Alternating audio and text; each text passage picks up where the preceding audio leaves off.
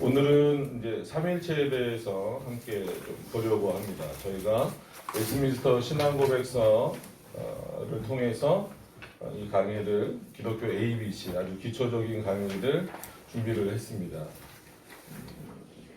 이제 수준은 초등학교 아이들도 들을 수 있을 정도의 내용입니다. 그래서 그렇게 준비했다라고 하는 것을 좀 기억하시면서 삼일체 내용이 워낙 좀 내용이 깊기 때문에 그것을 한 번에 다 할 수는 없어서 요 네 가지 주된 주제들을 중심으로 살펴보려고 합니다.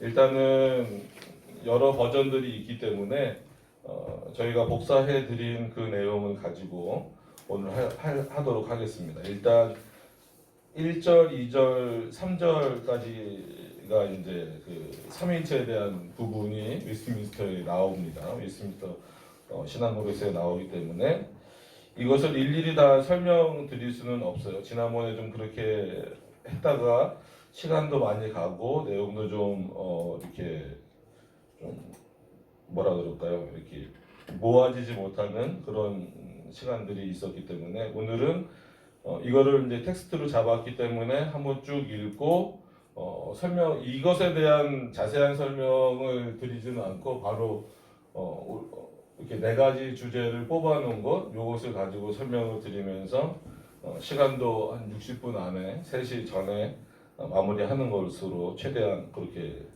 하도록 하겠습니다.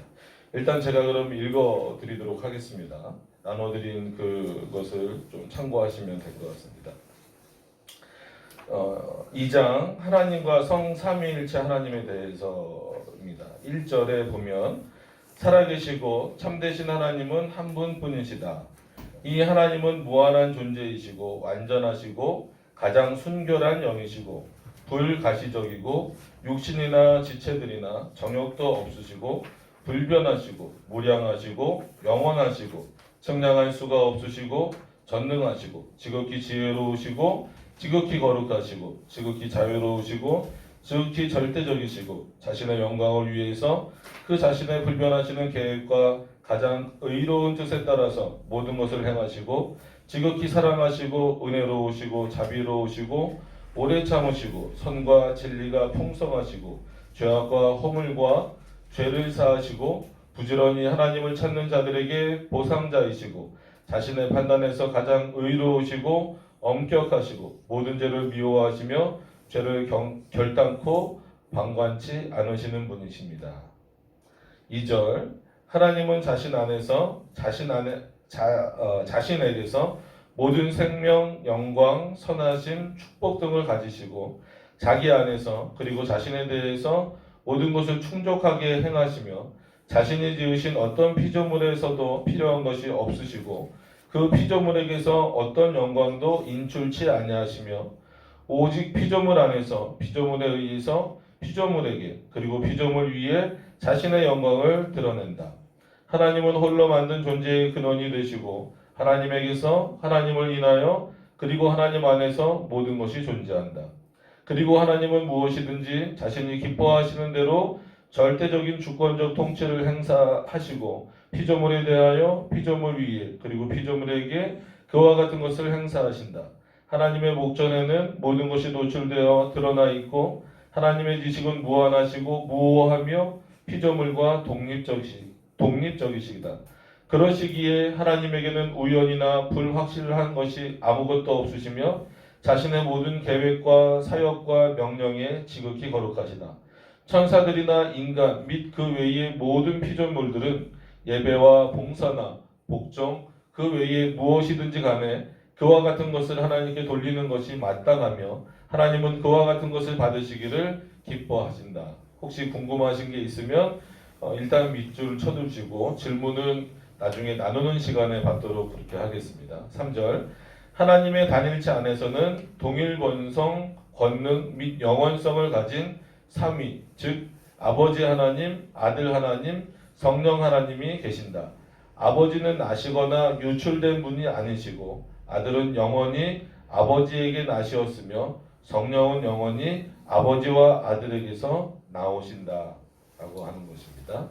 예, 물론 어거스틴의 삼위일체론이라든지 이런 부분들을 훨씬 참고하시면 더 풍성한 내용을 얻으실 수 있을 것입니다. 그러나 웨스트민스터 신앙고백서에서는 이렇게 3절로서 하나님의 속성과 존재와 그리고 삼위일체 하나님이 어떻게 또 존재하시고 또 역사하시는가에 대해서 우리들에게 알려주고 있다라고 하는 것을 기억하셨으면 좋겠습니다. 자, 이 적은 내용으로 바로 좀 들어가서 볼게요. 그래서 이 카메라가 좀 가릴 수 있어서 이거를 좀 이렇게 이쪽으로 좀 옮겨놓고 저희가 이 3절의 내용을 다 하기에는 너무 내용이 많기도 하고 또 뭐 시간적인 제약도 있고 그 다음에 이제 들으시는 분들의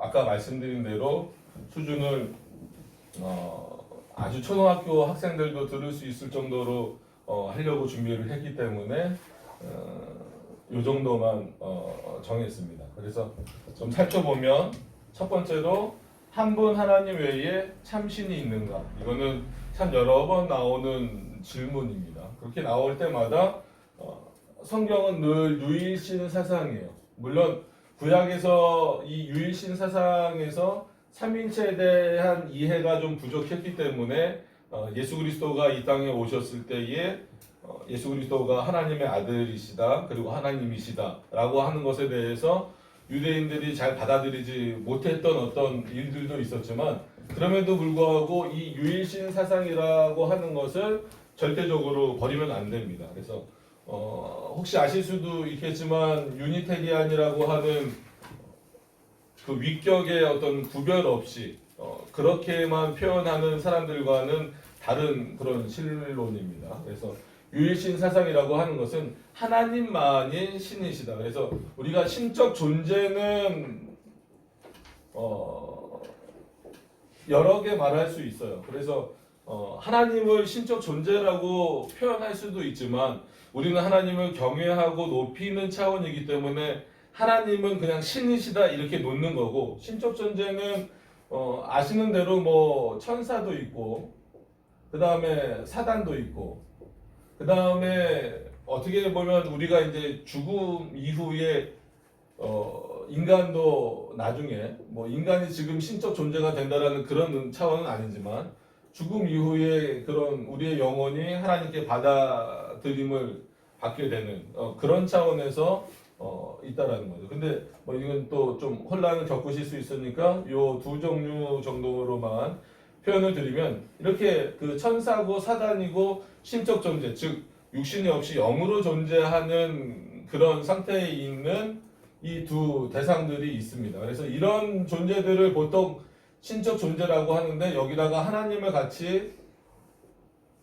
넣어서 생각해 버리면 하나님이 마치 피조물처럼 이해되게 되는 경우가 있습니다.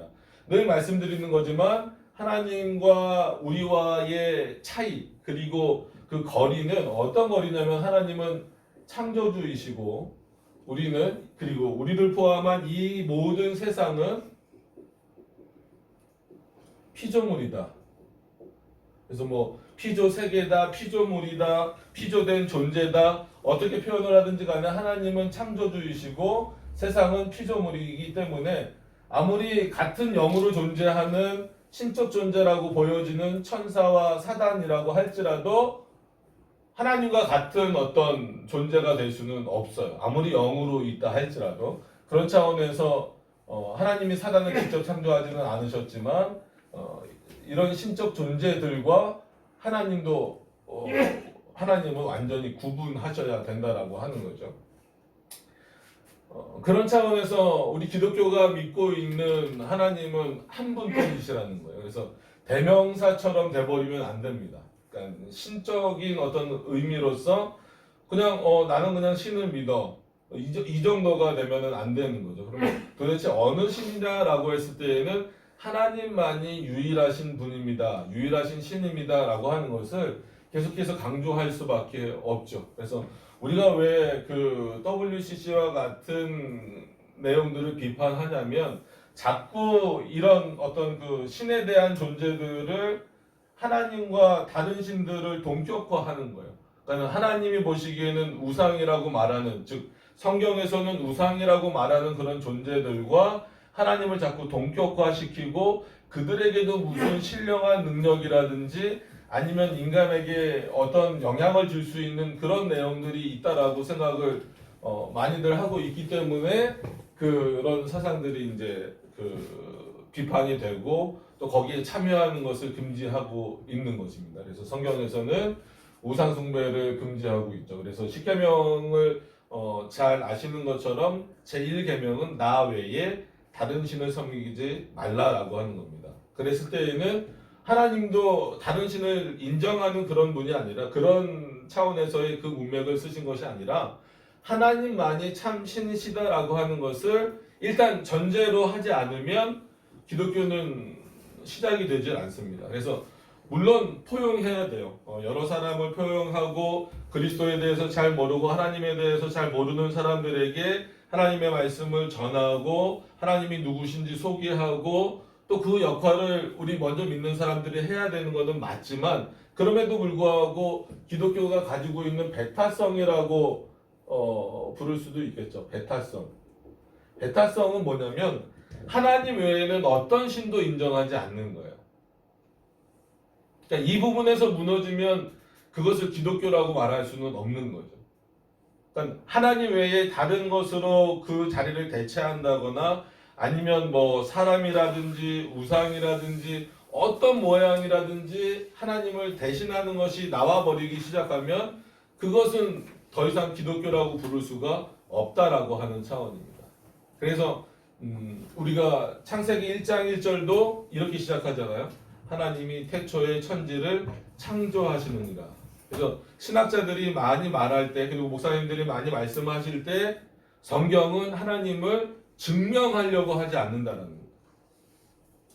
하나님이 계시다라고 하는 것을 전제하고 믿는 신앙이 기독교이지 성경은 하나님을 증명하지 않는다라고 하는 것을 기억을 하셨으면 좋겠습니다. 그래서 하나님 한 분 외에는 참신이 없다라고 하는 건데 그 유일하신 그 한 분이 어떻게 존재하시냐면 삼위일체라는 방식으로 존재하신다라고 하는 거예요. 그래서 솔직한 얘기로 이 삼위일체가 많이 논쟁이 되죠. 왜냐하면 성경에는 삼위일체라는 용어가 없습니다. 삼위일체 즉 제가 여기다 이렇게 써놨는데 뭐 홀리 트리니티라고 써놨지만 즉 이 삼위일체라는 단어가 나오지를 않아요. 물론 이제 아버지 하나님 뭐 아버지와 아들의 관계 뭐 이런 식의 표현들은 나오고 뭐 여호와 그 다음에 예수 그리스도 성령 뭐 하나님의 신 이렇게 표현들이 되기는 하지만 삼일체라는 이 트리니티라는 단어가 나오지는 않습니다. 그래서 뭐 이거는 그냥 기독교인이 아니어도 아시는 분들이 꽤 있어서 알려드리면 상식적으로 트리니티 즉 이 삼일체라는 용어를 처음 쓴 사람은 터툴리안이라는 사람이에요. 터툴리안. 이거는 뭐 교회를 안 다니시는 분들 중에서도 그냥 이렇게 세계사를 공부하시다가 아는 경우가 많이 계셔서 그래도 이제 기초적으로 이 단어를 누가 먼저 썼느냐라고 했을 때 이 터툴리안이라고 하는 인물이 먼저 썼다라고 하는 겁니다. 그러면 왜 성경에도 없는 내용을 이렇게 두루 가지고 와서 기독교 안에서 쓰고 있느냐라고 했을 때에는 뭐 어떻게 보면 좀 철학적인 용어가 될 수 있지만 교리라고 하는 것 자체가 어떤 면에서는 뭐 어떤 것에 대해서 정의를 내린다 아니면 정리한다라고 하기 때문에 이렇게 이것을 정리하고 정리할 때 필요한 용어들을 성경 외에도 차용할 수 있다라고 이렇게 많이 표현을 합니다.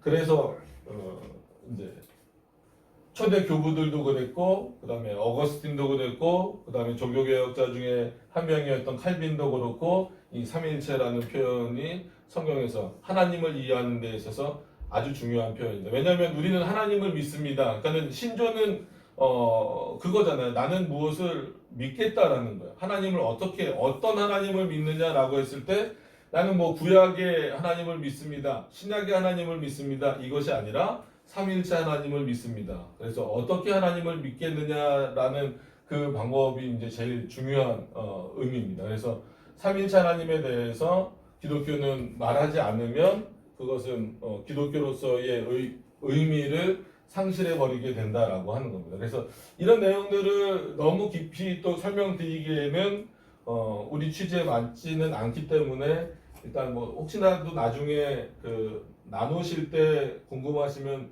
그때 좀 질문을 해주시길 바라고, 이렇게 해서 이제 첫 번째 내용을 좀 넘어가야 이 뒷부분들을 좀 설명할 수 있을 것 같습니다. 그래서 오늘은 삼위일체 하나님은 어떻게 존재하시느냐라고 했을 때 삼위일체로 존재하신다라고 하는 것을 전제로 이 강의를 진행을 해 나가도록 그렇게 하겠습니다. 그래서 삼위일체 하나님에 대해서 맨 처음엔 개념으로 이렇게 했었는데 하나님에 대해서 개념 정리하기 뭐 이런 표현을 좀 쓰기는 그래서 조금 다시 한번 그냥 좀 순화해서 좀 바꿨습니다. 그래서 삼위일체 하나님에 대해서 이런 내용들을 좀 살펴보는 게 중요하다라는 거죠. 그러니까 더 많습니다. 정말 많아요. 삼위일체에 대해서는 뭐 이렇게 책이 두껍기도 하고 또 학교에서 배울 때에도 굉장히 오랜 시간을 배워야 될 정도로 그리고 어떻게 보면 평생 좀 배워 나가야 될 만큼의 그 내용이 포함되어져 있기 때문에 그것을 이렇게 간단하게 요 짧은 시간 안에 설명을 한다라는 것 자체가 좀 무리일 수는 있지만 그래도 그 중에서 좀 반드시 알아야 될 그 부분들이 있기 때문에 말씀을 좀 드립니다. 그래서 삼위일체 하나님이라고 해서 잘못된 것부터 좀 말씀을 드릴 수밖에 없을 것 같아요. 왜냐하면 그렇지 않으면 오해가 되니까. 일단 그러면 잘못된 것을 말하기 전에 한번 정리를 하고 넘어가면 삼위일체 하나님은 어떤 개념이냐면 한 본질 안에 한 본질 아니면 본체, 신약 성경에는 본체로 번역되어 있기도 합니다. 우리나라 신약 성경에는. 근데 본질이 오히려 조금 더 좋은 표현이에요. 그래서 그냥 원어도 웬만하면 다 안 쓰겠습니다. 한 본질 안에 새 위격이 계시다. 그래서 어쩔 수 없이 위격은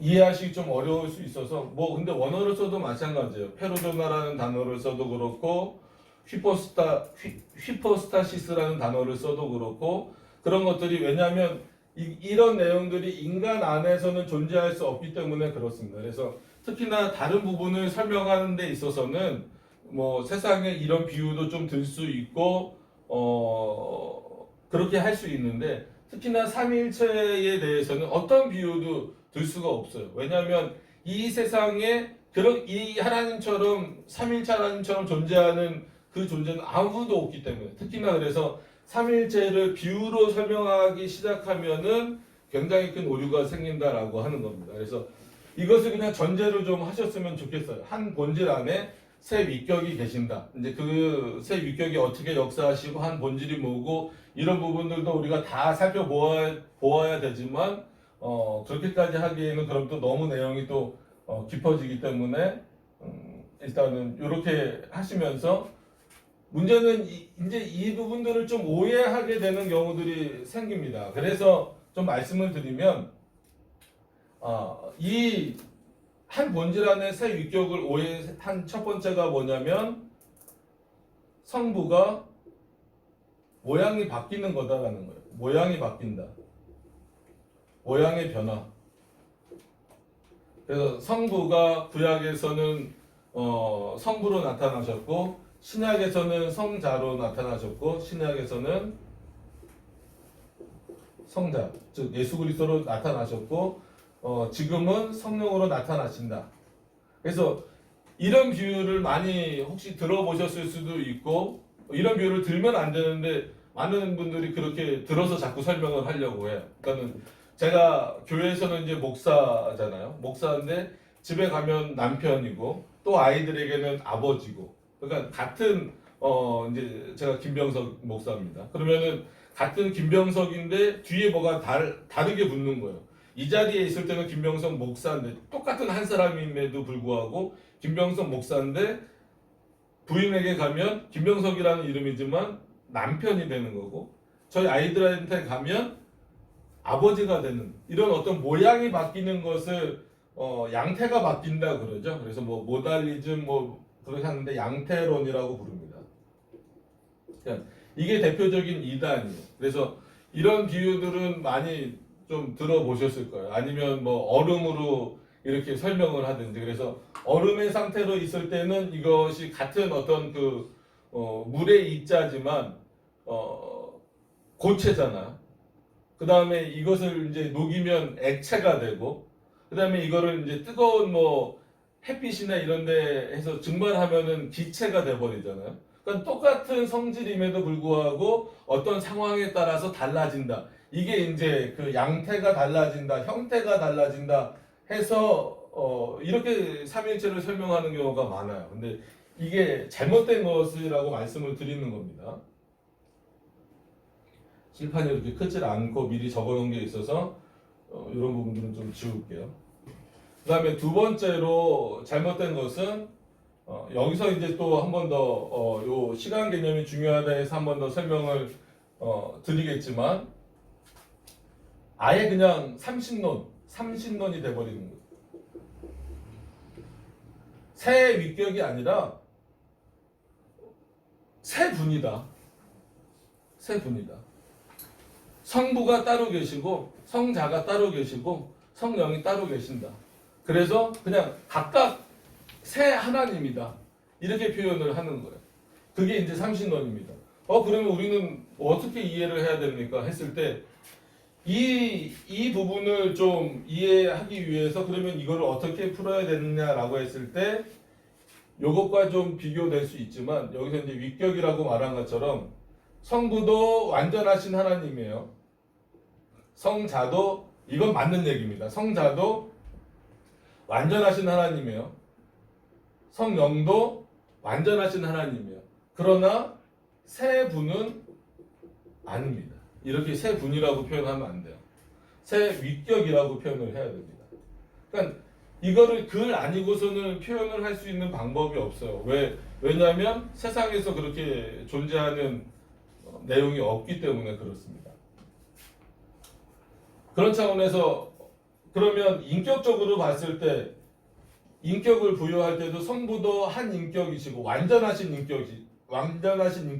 인격이시고 성자도 완전하신 인격이시고 성령도 완전하신 인격이신데 새 인격이라고 부르지 않는다는 거죠. 한 인격이라고 부르는 거예요. 삼위일체 하나님은 한 인격이다. 그러니까 성부도 한 완전하신 인격이시고 성자도 완전하신 인격이시고 성령도 완전하신 인격이신데 새 인격이 아니라 한 인격이시다라는. 이게 이제 기독론 나중에 가면 저희가 배우겠지만 그리스도를 말할 때도 그러니까 이 땅에 오신 이후에 그리스도를 말하는 겁니다. 그러니까 성육신하신 이후에 그리스도를 말할 때도 이성 일인격 그래서 사람으로서도 완전하신 사람이시고 하나님으로서도 완전하신 하나님이시기 때문에 두 성이 있다라는 거예요. 신성과 인성이 있으신데 그렇다고 두 성이 아니라 한 인격이라는 거예요. 이성, 일인격 이렇게 표현을 하게 되는 거죠. 그래서 이런 부분들을 좀 잘 이해를 하셨으면 좋겠습니다. 그래서 삼신론, 양태론하고 삼신론하고가 잘못된 것이고요. 그 다음에 세 번째가 종속론이라는 게 있습니다.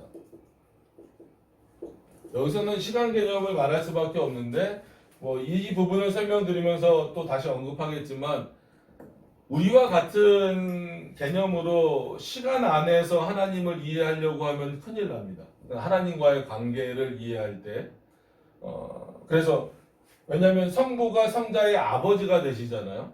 그리고 성령은 성부와 성자로부터 나오신다라고 표현을 했을 때 이거를 시간 안의 개념에서 이해를 하게 돼버리면 마치 진짜 저도 아버지가 있고 저도 아들이 있는데 이런 관계처럼 종속적인 관계가 되는 거예요. 제가 아버지에게 속하고 아들이 저에게 속하는 이런 종속적인 관계가 돼버리는 거예요. 그래서 대표적으로 이 시간 전 개념에서 이 삼위일체를 이해하지 못했던 인물이 아리우스라고 하는 인물이 있어요.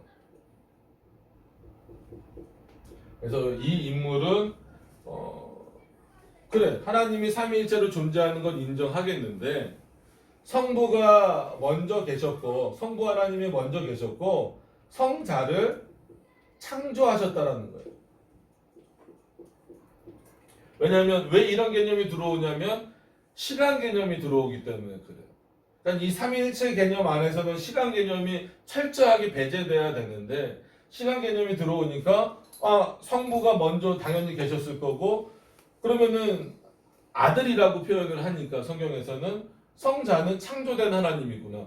그럼 성령은 당연히 그의 뭐 성자의 영이라고 표현하기도 하고 성부의 영이라고도 하니까 이거는 어떤 능력처럼 어떤 능력 뭐 파워 이런 것처럼 이해를 하게 되는 형식이 많이 있습니다. 그래서 어떻게 표현하냐면 성자는 이 종속론을 주장하는 아리우스의 주장이 그겁니다.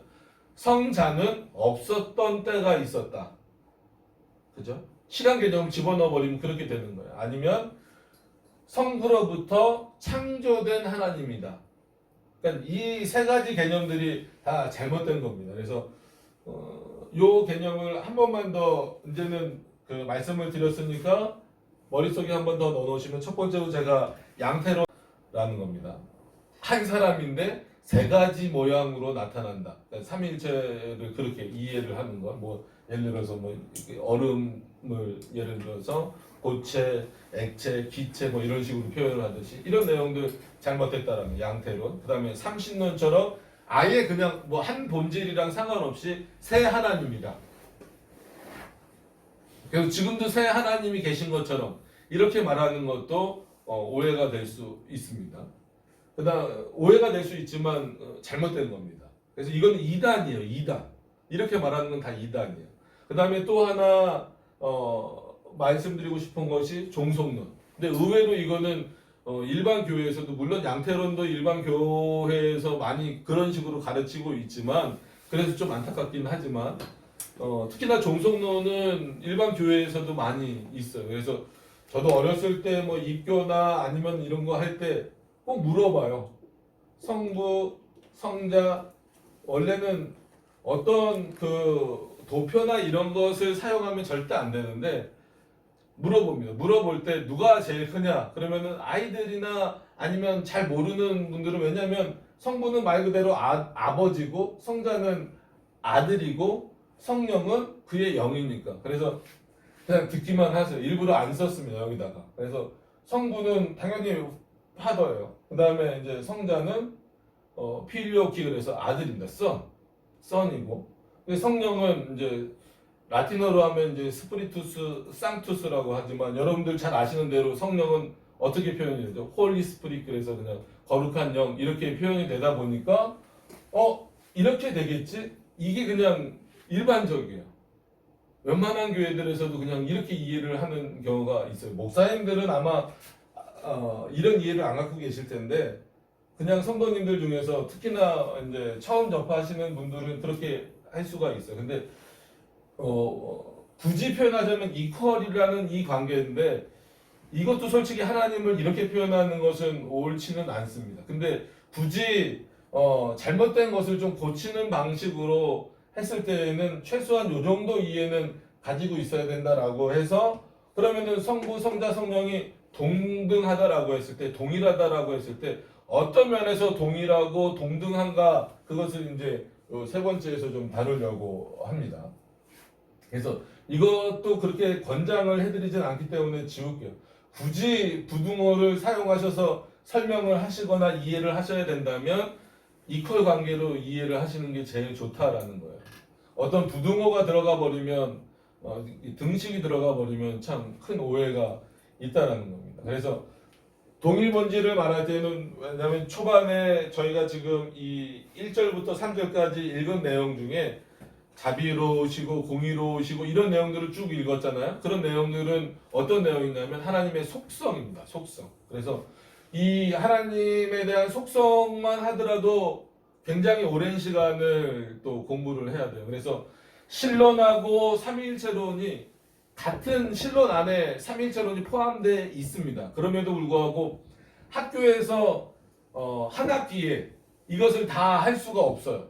그러니까 신론 안에 삼위일체론이 포함되어져 있는데 삼위일체론까지 할 수 없기 때문에 보통 신론을 따로 배우고 그 다음에 삼위일체론을 또 한 학기를 따로 배우는 이유가 거기 있습니다. 그래서 하나님의 속성이나 이런 부분들을 우리가 쭉 잠깐 읽어보시는 내용 중에 나왔습니다. 그래서 동일본질이라고 하는 것, 성부와 성자와 성령이 동일하시다. 어떤 면에서 존재와 역사하시는 것과 그분의 속성 면에서 동등하시다라는 것, 그리고 동일하시다라는 겁니다. 그래서 여기 보시면 여기 중간에 이렇게 비워놨습니다. 호모 우시우스. 그래서 이게 이제 그 헬라어를 쓰려다가 초등학생도 좀 이해하기 위해서 영어를 쓸 수는 또 없어서 그냥 라틴어로 썼는데 헬라어로 하면은 여기에 이제 라틴어로 하면 I가 들어가지만 이오타라는 그 저기가 있어요. 헬라어 그 스펠링이 있습니다. 그래서 참 희한하게도 여기에 이 이오타가 들어가면 동일 본질에서 뜻이 어떻게 바뀌냐면 유사 본질로 바뀝니다. 유사 본질. 그러니까는 비슷하지만 똑같지는 않다라는 거예요. 그래서 이것이 이제 그 역사상 논쟁에서 이오타 논쟁이라고 많이 불립니다. 이오타 논쟁. 근데 우리는 그러니까 성부와 성자가 비슷하긴 하지만 똑같지는 않다. 그러니까 동등하지는 않다. 동일하지는 않다라는 거예요. 그런 차원에서 이제 유사 본질을 말하는 사람들이 많이 있죠. 근데 우리는 그것이 아니라 이 이오타를 뺍니다. 빼서 이 우시우스는 유사 본질이고 호모 우시우스 하면은 동일 본질이 돼서 하나님의 속성과 그 다음에 존재가 먼저 나와야 되겠죠. 존재와 사역과 그 다음에 중요한 것은 우리로부터 영광을 받으심, 그다음에 어떤 그 예배의 대상이 되는 거죠. 아니면 뭐 기도의 대상,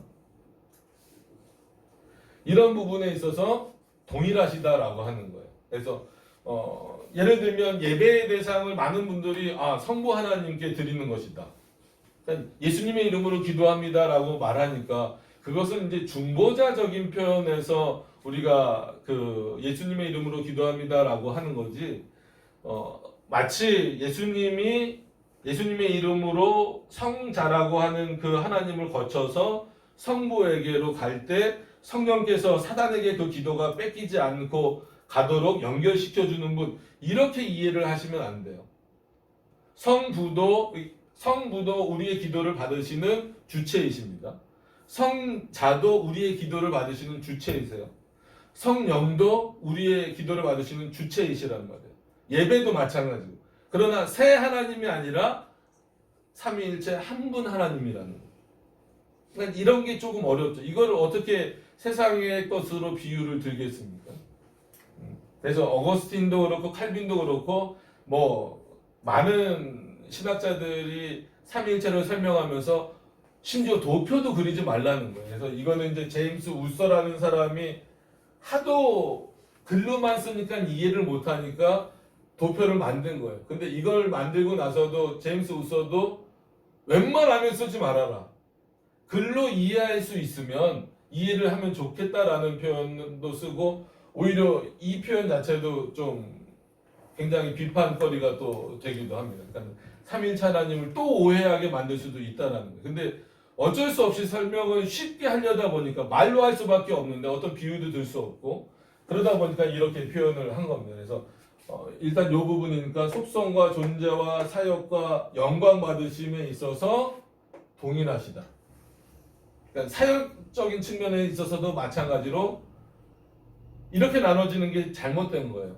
성부는 창조자이시고, 성자는 구원자이시고, 성령은 그 구원을 적용하시는 분. 이렇게 세분화를 딱 시켜버리면 안 돼요. 대표성의 원리로서, 그리고 위격의 고유성으로 그렇게 돌릴 수는 표현할 수는 있어도 창조의 주체가 삼일체 하나님이시면서 성부도 창조의 주체이시고 성자도 창조의 주체이시고 성령 또한 창조의 주체이시다라는 거예요.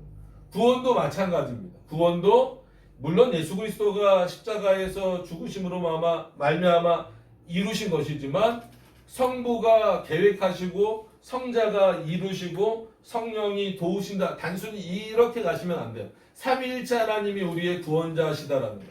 성부도 우리의 구원자이시고 성자도 우리의 구원자이시고 성령도 우리의 구원자이시다라고 하는 것을 반드시 기억하셔야 됩니다. 그것이 왜 중요한가는 아무리 기초적이다 할지라도 좀 설명을 드리려고 제가 이것을 드려놨어요. 그래서 이 동일본질에 대해서도 굉장히 많은 그 내용들이 필요하지만 여기를 좀 집중적으로 설명을 드리려고 여기까지는 좀 빠르게 올 수밖에 없었습니다. 그 다음에 삼위일체 하나님의 사역, 이제 이게 요 내용입니다. 그래서 시간 개념이 중요하다라고 제가 써놨잖아요. 절대 삼위일체 하나님을 생각하는 데 있어서 시간 개념이 들어와서는 안 됩니다. 시간입니다. 시간 개념이 절대 들어와서는 안 돼요. 그래서 이 아까 말했던 지웠지만 아리우스 같은 사람, 대표적으로 종속론을 말한 그 사람들을 비판할 때 아리우스가 왜 이단으로 정죄되었냐면 인간의 것을 하나님의 것으로 끌어올렸다. 그것이 잘못이다라는 거예요. 그러니까 인간의 사고를 가지고 하나님에게 대입을 시켜버렸기 때문에 너는 이단이라는 거예요. 시간이 없습니다. 그래서 시간 없는 차원에서 이 부분을 이해를 하셔야 돼요. 그래서 이 내적 사역, 외적 사역이라고 간단하게 구분을 해놨지만 이 안에서도 굉장히 많이 나눠지고 또 이 외적 사역에서도 또 여러 갈래로 나눠지지만 오늘은 요것만 좀 설명을 드리고 마지막에 요거는 한글로 외우시면 한글로는 반드시 외우셔야 되고 그냥 저희가 되신다면 라틴어입니다. 라틴어로도 외우실 수 있으면 참 좋을 것 같아요. 좀 멋있을 것 같아요. 그래서 오페라 트리니타티스 아드 엑스트라 순트 인디비자. 그래서 삼위일체 하나님의 외부로의 사역은 나뉘어지지 않는다. 그럼 외부로 했을 때에는 이 피조물과 관련된 겁니다. 그래서 이렇게 제가 써놨어요. 피조물과의 관계. 그래서 한 분 하나님. 그래서 어쩔 수 없이 좀 원어를 쓰긴 써야 되는데 안 쓰겠습니다. 그냥 한 분 하나님. 요거랑 연결을 시키셔서 한 분 하나님으로 존재하신다. 이게 가장 큰 전제라는 거예요. 이 전제가 없이 삼위일체를 이해하는 데 있어서 그러면 한 분 하나님으로 존재하시는데 이게 바로 삼위일체로 존재하신다는 거예요.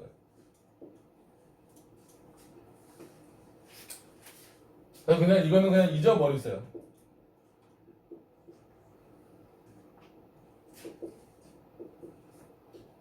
아드제 입사라는 건데 지울게요. 오늘 웬만하면 안 쓰기로 했으니까 이거는 그냥 한번 멋있는 차원에서 적어 놓으시라고 한 거고 이 위에 한글은 좀 외우셨으면 좋겠고 그래서 한 분 하나님은 삼위일체로 존재하신다. 하나님 그 자체. 그래서 조금 더 설명드리면 성부가 모든 그 신성의 근원이 되신다. 근데 그것까지 또 설명드리자니 또 너무 또 저희가 되고 여기서 이제 그 부분을 좀 설명드려야 되는데 그럼 일단 여기로 넘어가셔서 보시면 성부 1위, 2위, 3위 이렇게 했지만 우리가 그 순서를 세는 거하고 어떤 그 뭐라 그럴까요? 이 그 형태를 이렇게 나눠 놓는 개념하고 다르잖아요. 수학 개념에서 기수와 서수 개념에서. 그래서 이거는 순서를 나타내는 게 아닙니다. 첫 번째, 두 번째, 세 번째가 아니라는 거예요. 첫 번째 하나님, 두 번째 하나님, 세 번째 하나님. 그래서 성부가 제일 능력이 많고 성자가 제일 그 다음 능력이 많고 성령이 제일 능력이 적다. 이렇게 이해하시라는 차원에서 적어 놓은 것이 아니라 그 아까 말씀드린 위격적 개념에서 1위 전신성의 근원으로서 성부 하나님, 그리고 아들로서 성자 하나님, 그리고 그의 영으로서, 그래서 아버지와 아들의 영이라는 개념으로서 성령이시다라고 하는 것. 이것을 꼭 기억을 하셔야 됩니다. 그래서 첫 번째, 두 번째, 세 번째 이런 어떤 체계를 나누거나 순서를 딱 나눠버리는 그런 개념으로 이해하지 않으셨으면 좋겠습니다. 그래서 이것을 좀 다른 색깔을 다음 주에는 준비를 할게요. 이렇게 나누는 것도 좀 그래요. 요 내적 사역을 굳이 표현하자면 요게 되겠습니다. 요 하나, 둘, 셋 요것이 되겠습니다. 그래서 요게 이제 하나님의 내적 사역과 관련돼서 표현되고 있는 방식입니다. 그래서 성부는 성자를 발출 어렵죠. 그러니까 한글로 이거를 써드리면 발생은 낳으셨다라는 거예요. 낳으셨다.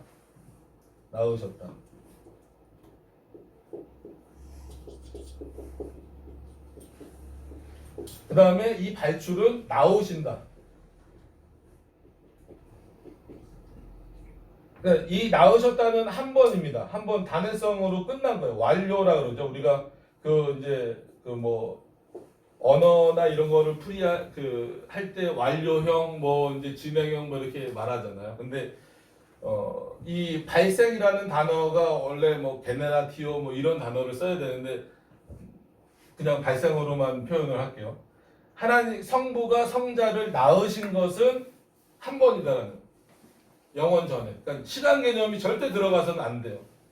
시간 개념이 들어가는 순간에는 아니우스와 같은 이단이 될 수밖에 없어요. 왜? 성부가 성자를 낳았다라고 했으니까 낳기 전까지는 없었지 않았느냐. 그리고 낳았으니까 창조된 거 아니냐. 당연히 낳았으니까 유사하지 어떻게 동일 본질이 될 수 있느냐. 이런 흐름으로 다 묶이는 거예요. 그러니까 종속론 하나 말했다고, 그러니까는 성자가 성부에게 종속된다라는 표현 하나 했다고 이단이 되는 게 아니라 그 표현 하나가 이 모든 것을 다 망치기 때문에 그래요. 그래서 시간 개념이 제일 중요하다라는 것을 꼭 기억을 하셨으면 좋겠습니다. 그래서 그러나 성령은 좀 독특한 방식으로 완료형과 진행형을 다 같이 써요. 그래서 프로세시오 쓰진 않겠습니다. 프로세시오라는 단어를 써요. 아니면 프로세시온이라고 해서 완료형도 써요. 나오신 분이시지만 지금도 나오신다는 거예요. 그럼 삼위일체 하나님이 역사하실 때 어떻게 역사하시느냐? 성령은 지금도 아버지와 아들로부터 나오고 계신다는 거예요. 이런 방식. 성자는 한 번 나아지신 거예요. 완료가 된 겁니다. 또 나아지신다라고 말하면 큰일 납니다. 저는 이제 성육신의 개념에서 이 땅에 오신다라고 하는 것을 보내심, 근데 보내심은 워낙 헷갈릴 수 있어서 요거 하나만 하면은 미시오의 개념이 있어요. 보내신다. 미션하고 좀 비슷하죠.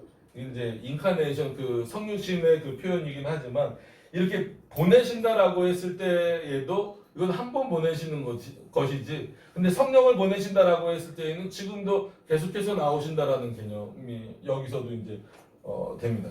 그거를 또 설명을 하기에는 어려워요. 그래서 한글로 설명을 드리면 이렇게 됩니다. 성부는 낳으신 분 아니면 낳음을 받지 않으신 분. 일단은 좀 어려우실 수 있어요. 근데 그렇기 때문에 좀 적어 놓으셨으면 좋겠어요. 성부를 표현할 때 낳으신 분, 성자를 낳으신 분 아니면 낳음을 받지 않으신 분. 이렇게. 그 다음에 성자는 어떤 분이시냐면 성부로부터 나아지신 분. 이렇게 적어 놓으시길 바랍니다. 그 다음에 성령은 성부와 성자로부터 나오시는 분. 그게 이제 발생과 발출입니다. 그래서 동서방교회가 이거 갖고 이제 필리오키 논쟁, 이제 우리가 아들을 보통 썬이라고 하는데 영어로는 그냥 썬이잖아요. 근데 라틴어로 하면은 필리오급의 필리오키 이렇게 합니다. 그래서 이제 필리오키 논쟁이라고 하는 게 뭐냐면 성령이 누구로부터 나오느냐라고 했을 때 동방신학과 서방신학 자체에서, 그러니까 동방신학은 말 그대로 그 지금으로 말하면 저기 러시아나 뭐 이런 쪽 그쪽을 말합니다. 그리고 서방신학은 유럽신학, 미국은 그때 아예 뭐 없었을 때니까, 그러니까 개척지였을 때니까 이 유럽신학을 말합니다. 그래서 성부로부터 성령이 나온다라고 하는 것에 대해서는 다 일치를 봤어요. 근데 동방신학에서는 아타나시우스라는 사람까지 왜냐면 아타나시우스가 이 삼일체론에 대해서 잘 설명을 했음에도 불구하고 성자로부터 나오신다라고 하는 것에 대해서는 좀 부정적이었어요. 그래서 아들로부터 나온다라는 그것이 이제 논쟁이 붙은 겁니다. 그래서 지금도 동방교회를 따라가는 그 후손이 되고 있는 뭐 러시아 정교회나 뭐 이런 곳에서는 성부로부터만 나오신다라고 말해요. 근데 우리 서방교회라고 표현되고 그 후손들인 뭐 종교개혁의 그 흐름 속에 있는 우리들은 성령은 아버지와 아들로부터 나오신다. 그래서 그 근거 구절을 복음서에서 찾는 거죠. 복음서에서 찾아서 예수님이 이렇게 하시면서 너희가 성령을 받으라라는 표현. 그러니까 한글로 번역했을 때에는 그냥 너희가 성령을 받으라라고 하지만 그 헬라어 성경에 보면은 호라는 단어를 이렇게 씁니다. 안 쓸게요. 그 호라는 단어를 써서 보낸다, 내보낸다 이런 어떤 그 개념이 있어요. 그래서 그런 것들을 근거로 해서 성령은 성부와 성자로부터 나오시는 분이다라고 말합니다. 이게 이제 구별을 하면 내적 사역입니다. 근데 솔직히 내적 외적을 구별하기는 좀 그래요. 그럼에도 불구하고 그냥 우리의 어떤 한계에 따라서 좀 구별을 하는 겁니다. 여기만 남겨놓은 것은 이 부분이, 그러니까 이 부분은 좀 어렵기는 하지만 그래도 뭐 이렇게 크게 문제가 되지는 않아요. 왜? 잘 언급을 안 하니까. 근데 문제는 이제 우리와 관련된, 여기가 이제 피조물과 관련된 사역이잖아요. 그래서 어쩔 수 없이 영어를 쓴 것은 전치사 관계다. 이걸 뭐 라틴어는 더 어려우실 것 같아서 그냥 영어로 썼습니다. 한글로도 이렇게 표현을 할 수 있지만 한글로는 다 아시기 때문에 성부가 일하실 때 어떻게 일하시냐라고 했을 때 이것을 같이 기억을 하셨으면 좋겠어요. 이것을 같이 좀 끌어와서 성부뿐만이 아닙니다. 삼일체 하나님의 피조물과의 관계죠. 외부로의 사역이니까 내적인 사역이 아니라 외부로의 사역, 즉 이 피조물 세계와 관련된 사역에 있어서는 나뉘어지지 않기 때문에, 그러면은 이것을 왜 써놨습니까? 라고 했을 때는 주체가 누가 되느냐, 아니면 어떤 위격을 주체로 놓느냐, 그리고 이제 그 고유성이나 이런 부분들을 좀 설명할 때 쓰는 부분이에요. 그래서 성부가 역사하신다 라고 했을 때에는 성부 혼자 역사하시지 않는다라는 거예요. 이건 어거스틴도 마찬가지고 칼빈도 마찬가지입니다. 그럼 어떻게 역사하시냐라고 했을 때에는 성자와 성령을 통하여 역사하신다는 거예요. 그러니까 성부가 주체가 되는 것으로 표현을 할 때에는, 그 다음에 성자가 주체가 되는 것으로 표현을 했을 때는 굳이 뭐 이것 어부 프롬 바에는 설명을 안 드려도 되겠죠. 누구로부터, 누구에 의해서, 성부로부터 성자를 통하여, 성령을 통하여 역사하신다. 성자가 주체가 됐을 때, 성령이 주체가 됐을 때에는 이 발주를 기억하신다면 성부와 성자로부터, 성부와 성자에 의해서 성령은 역사하신다는 거예요. 그러니까 새 위격이 다 어떤 사역에서든지 주체가 될 수 있어요. 창조 사역이든지 섭리 사역이든지 구원 사역이든지, 지금 우리의 구원의 어떤 뭐 서정이라 그래서 구원의 길을 가는 이 모든 과정 속에서도 성부가 주체로 표현될 수도 있고 성자가 주체로 표현될 수도 있고 성령이 주체로 표현될 수도 있는데, 그럼에도 불구하고 그거는 성부 혼자 단독 사역은 될 수 없다는 거예요. 위격의 고유성 말할 수 있습니다. 위격의 고유성 아니면 뭐 대표성, 그러니까 그거예요. 이 사역은 뭐 예를 들어서 창조 사역은 우리 성부 하나님께 돌리자. 그러니까 대표적으로 성부 하나님의 사역이라고 돌리자. 성부 하나님의 고유적인 사역이라고 돌리자. 라고 표현을 쓸 수 있다고 다들 말해요. 어거스틴도 말하고 칼빈도 말하는데 중요한 것은 아무리 이렇게 말한다 할지라도 요것을 잊어버리면 안 된다라는 거예요. 요 말만 요거는 잊어버리고 요 말만 기억하다 보니까 나눠지는 거예요, 자꾸. 구약의 하나님과 신약의 하나님이 다른 것처럼. 그러니까 마르시온 이단이 나오는 거예요. 구약의 하나님은 나쁜 하나님, 신약의 하나님은 좋은 하나님, 이런 식으로. 근데 그렇지 않습니다. 이 전치사 관계로 그 외부로의 사역이 나눠져 있기 때문에 위격의 고유성으로 얼마든지 말할 수 있고 대표성으로 말할 수 있지만 삼위일체 하나님의 분리되지 않는 역사다라고 하는 거예요. 그래서 성부 하나님께서 이 세상을 창조하셨습니다. 맞다니까요. 성자 하나님께서 이 세상을 창조하셨습니까? 창조하셨습니다. 맞습니다. 성령께서 이 세상을 창조하셨습니다. 맞습니다. 그럼 새 하나님이 창조하셨습니다. 이건 틀리다는 거예요. 삼위일체 한 분 하나님이 창조하셨습니다. 라고 표현해야 된다는 거예요. 구원의 문제에 있어서도 그렇고 또 섭리의 문제에 있어서도 그렇고 모든 사역에 있어서 하나님의 일하심은 외부로의 사역은 나뉘어지지 않는다라고 하는 것을 기억을 하셨으면 좋겠습니다. 이런 부분들이 있어요. 그래서 뭐 이런 전치사 관계 뭐 이거는 아셨을 테니까 한글이 더 어려워요. 그래서 그냥 한글로 그냥 써드릴게요. 성부가 주체가 됐을 때는 성자와 뭐 성자 안에서 성령을 통하여 그렇게도 되지만 성자와 성령을 통하여 역사하신다. 좀 갑자기 글씨를 쓰니까 빠르게 좀 쓰려다 보니까 그렇게 됩니다. 이 성부가 주체가 돼서 역사할 때는 이런 표현을 반드시 우리가 기억을 해야 된다는 거예요. 그래서 성자가 주체가 됐을 때에는 성부로부터겠죠. 성부로부터 성령을 통하여 역사하신다. 성자가 주체가 됐을 때에는. 그 다음에 성령이 주체가 됐을 때에는 이것을 기억하시라고 했어요. 좀 독특하기 때문에 성부와 성자를 통하여 성자로부터 통하여라기보다도 성부와 성자를이 아니죠. 성자로부터 역사하신다.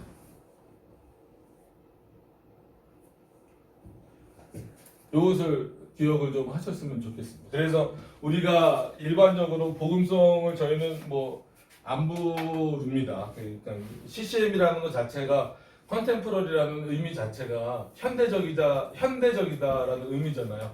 하나님은 우리와 늘 시공간적으로 현재적으로 존재하시는 이렇게 관계를 맺고 계시는데 우리만 따로 시간을 나누는 이런 개념은 굉장히 좀 그래서 뭐가 현대적인가 정말 그런 게 이제 좀 문제가 되는 거죠. 그러니까 예를 들면 뭐 성령 받아라 이거 그런 찬양이 있잖아요. 뭐 CCM 중에 뭐 성령 받으라 하면 사람 성령을 왜 이 성령만 받아요? 받으려면 성자도 받고 성부도 받아야 돼. 그러니까 성령을 받으라는 그 의미 자체가 어떤 건지 모르는 거예요. 거기서 뭐 율동이나 하고 뭐 막 이런 어떤 그 의미를 놓고 보면 참 안타깝죠. 그게 이제 삼위일체론이 없기 때문에 그렇습니다. 그래서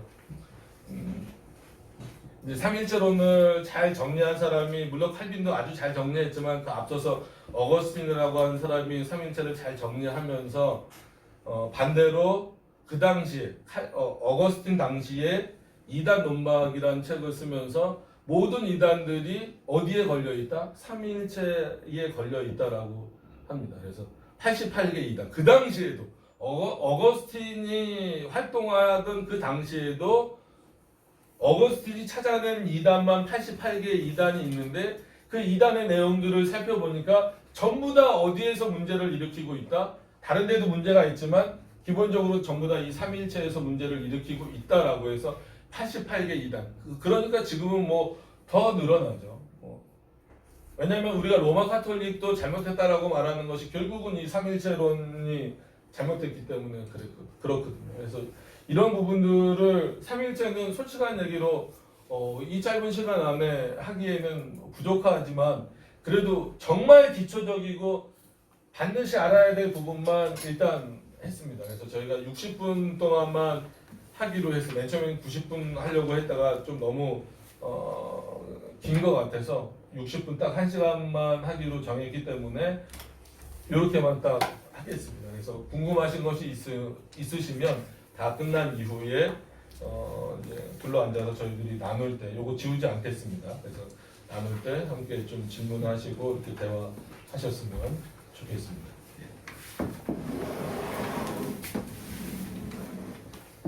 제가 돼서 우리 기도하고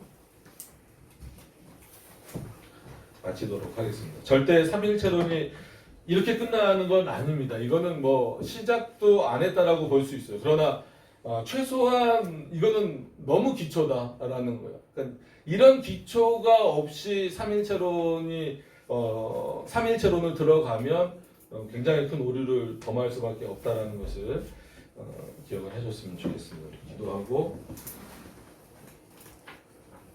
찬송을 좀 먼저 부를까요?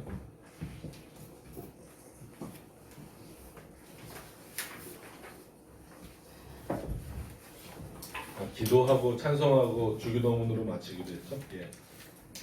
기도하겠습니다.